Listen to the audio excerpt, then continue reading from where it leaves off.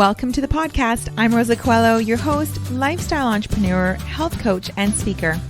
I've gone from being in complete overwhelm, burning the candle at both ends, and watching my health, relationships, and business suffer, to creating a life with more joy, ease, and abundance. If you're ready to let go of the overwhelm, reclaim your health, and push past your comfort zone so that you can unleash your next level of success to create a greater impact, then sit back as we delve into conversations as well as bring on guests to share with you tools, knowledge, and real action steps to get you there. Listen in, because you never know when you may hear something that changes everything. Hello, beautiful friend. Welcome to another episode. Okay, so calories don't matter. Oh gosh, I have heard this many times. I wonder if I've even said it in the past. All is possible. This whole idea that calories don't matter. Look, when it comes to weight loss, which is often what we talk about, calories do matter. And I think that often in the fitness industry, there was such extreme dieting. We went through all that dieting, no fat kind of phase of like maybe 80s and early 90s. And I think it's still scarred so many of us.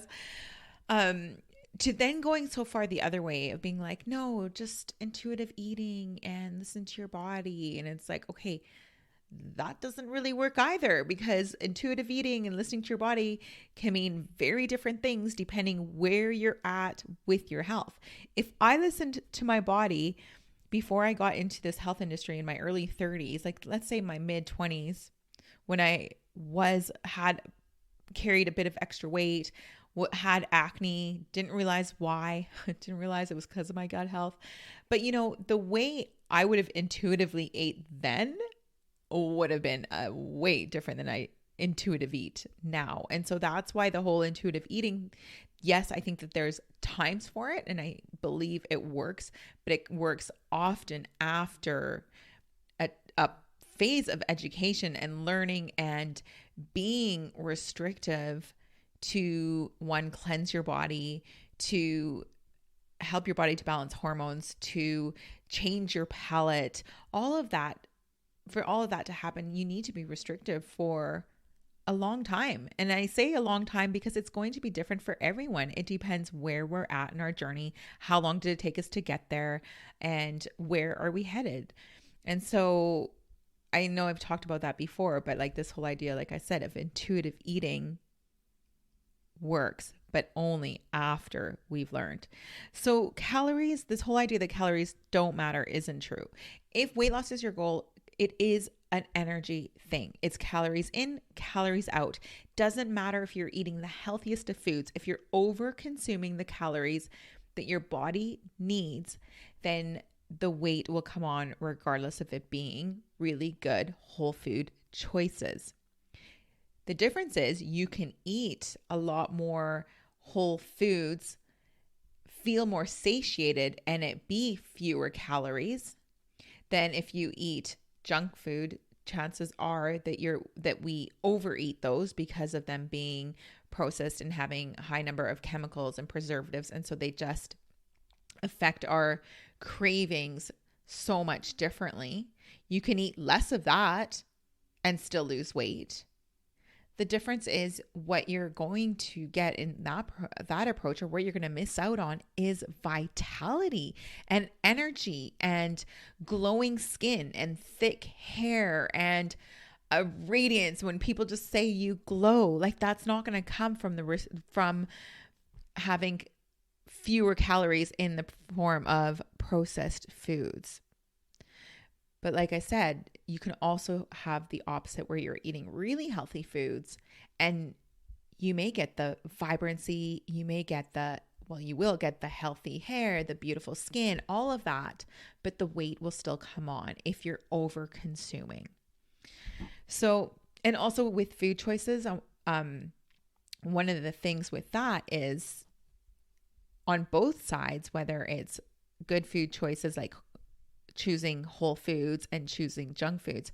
If you're choosing foods that are higher in sugar, for example, even on the healthy side, I don't think we need to talk about the junk food side, but even on the healthy side, if you're packing in your calories and staying under calories to lose the weight, but you're, consuming it all in fruits or something that is a higher carbohydrate, like higher potatoes or rice or whatever that is, then that's also going to impact your blood sugar levels. And here's the thing about blood sugar levels is that when our blood sugar levels are all over the place, this is when we get that attack for cravings and we get that crash of energy.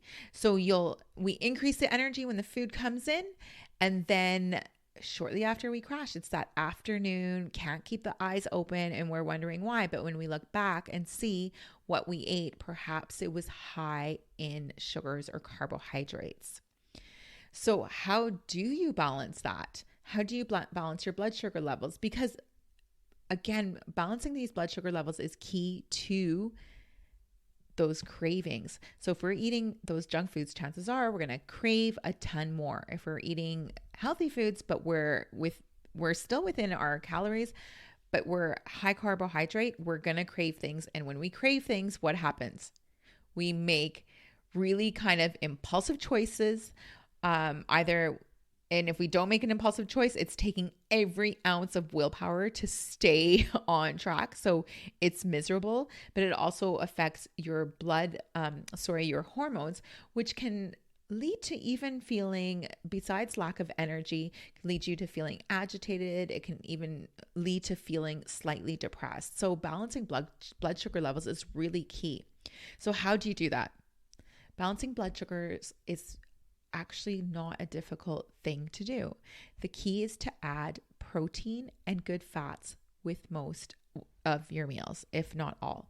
So that's how, whenever I'm constructing a meal, you can tell I'm not a cook because no cook would talk about constructing a meal like that. But anyways, I always think to myself first, what is my protein source that I'm going to have? Am I going to have chicken? Am I going to have beef? Am I going to have lamb?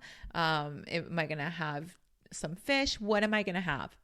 My second thing I think of is what veggies am I going to have with this? And most of the times I will include at least one green one. So what is it? Am I going to have some broccoli, some cauliflower, some zucchini, some eggplant, some squash? What kind of vegetable am I going to have? And then from there, depending on my training and depending on the time of day, so like around lunch, I might have a bit of carbohydrate. And again, vegetables are all have carbohydrates in them. But when we say carbohydrate, we tend to be thinking of those that are higher in carbs. So like the potatoes, even the sweet potato, tubers, like the more kind of dense, like root vegetables. So those are higher in carbohydrates. I tend to keep those closer to lunch. But also if you're too low carbohydrate as a woman and you find that you're not sleeping well, chances are you need to include a little bit with dinner. But there's these really healthy sources that you can choose that are lower in calories than adding some other kind of processed things like a mac and cheese, for example. And again, you can make healthy versions of all these things. But my point is that you want to balance. And so that's the process that I go through when I'm thinking about how am I going to put this meal together. My number one goal is to balance the blood sugar levels. And then, yes, I track to make sure that I'm within my calories, that I'm hitting my protein goals. My protein goal every single day, and I will always talk about this, is getting to 100 grams. Now, you want to get to 0.8 grams per pound of ideal body weight. So really, I should be having a little bit more than that. But I find if you could be consistent with 100 grams, like that's great. You're going to pretty much, that means you're including 30, 35 grams with each meal. You're going to feel satiated all day. You're going to have energy. You're not going to crash. Your mood is going to be stable. And if you're then also keeping your calories in check, even maybe reducing them by 100 to 200 calories, then you're going to find that over time, you're going to lose weight and feel really good while you're doing it. I don't recommend cutting your calories more than 200 calories a day from what you're supposed to be having. So for example, for me, for like to maintain my weight, I should be on about 1,800 calories. If I want to lose weight slowly, then I should be at about 1,600. And then if I want to lose a bit more, I can go down to about 1,550. I don't recommend for women to go under 1,500, but there's actually a really great calculator. It's called, I think it's called calculator.com. It's a calorie calculator. And with anything, I don't think you have to be overly paranoid with it, but if you know that you're consuming 2,300 calories a day and you should be at 200, then that's where those sneaky pounds do start to come up. And that's where we go, what? I've been eating so well. How come I'm still putting on weight? Or why am I not shifting that? Sometimes it just means literally cutting out a couple of things for a matter of weeks, and you can start to shift that weight or switch up what you're having. Like I said, when we're making healthy food choices, we can often eat more of something and still keep the calories low. So I love using calculators, apps to calculate. And one I really love is Carb Manager. I find it really easy. There's other ones out there. Calculating is a pain, but here's the thing. It gets easier over time because we tend to eat very similar things most days of the week. So you can, once you programmed your things into the app, it gets easier and quicker over time, but it's definitely worth it. And it's often eye-opening.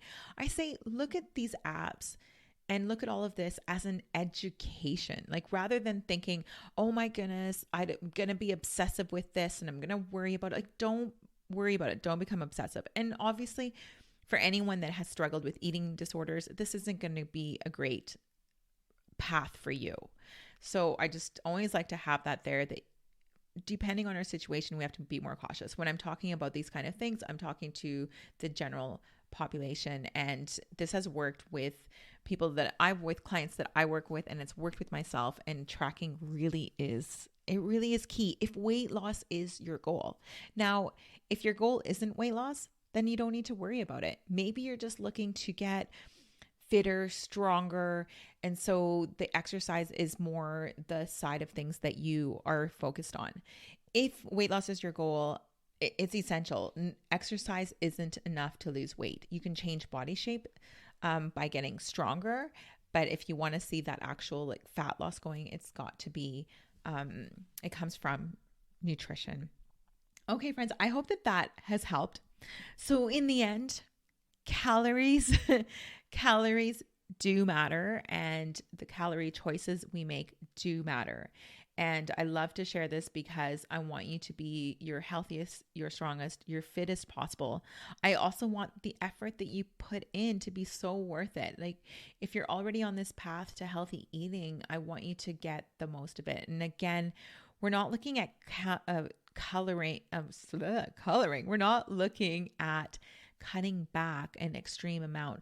Please don't start going to, I've got to eat 13 or 1,200 calories a day. Like it's not sustainable, and you're going to get yourself into trouble, because the important thing about eating is nourishing your body. You want that nourishment, and also having things last. It's better to lose that 1 pound a week, or even, 1 to 2 pounds every couple weeks, at the end of the month, at 6 months. Like look long term. I know it's hard because we don't see it when it's that slow, but as long as you're headed in the right direction, it's so worth it. And I would way rather lose those 10 pounds over a 2-month, 2.5-month period than to do it in 1 week and then realize that, my goodness, that was not sustainable. My hormones are all over the place. I've been miserable. This isn't fun. And now I want to eat everything in sight, right? Always a little bit extreme. But I just want you to have the very best experience as possible when it comes to your journey of being fit and strong and healthy. It doesn't need to be miserable. Like I said, use the app, use this as a form of just learning, and become curious about your body and about food and how these things work, rather than looking at it like so one-dimensional and so like, it's a diet. I can't eat this and I can't eat that because I'm on a diet and I'm going to lose weight. And we put ourselves kind of into this victim mentality, and that ain't healthy. All right, beautiful friend, I hope you enjoyed this episode. Before I go, I want to remind you, if you're still looking to incorporate strength training into your routine, I highly recommend, I know I'm biased, my kettlebell program.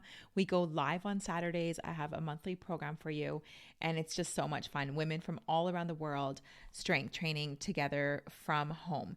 So if you're interested or intrigued, go to rockofit.com and you'll see all the information there on the front page. Also, if you've enjoyed this episode, if you learned anything, if you found it of value, I would so love a review on iTunes. It really means the world and it makes such a big difference. All right, till next time, have a great one. Thank you so much for listening in today. I know time is precious and I'm grateful you shared yours with me. It would mean the world to me if you felt an impact, a moment of inspiration, or learned something new. If you would share it with those you care about and leave me a review on iTunes. I'd love to know what spoke to you or what you'd like to hear more of. Your sharing and leaving a review would help so much on this journey to making an impact on as many people as possible. It's worth it. I know from experience, there are moments when something we hear has the possibility of changing everything.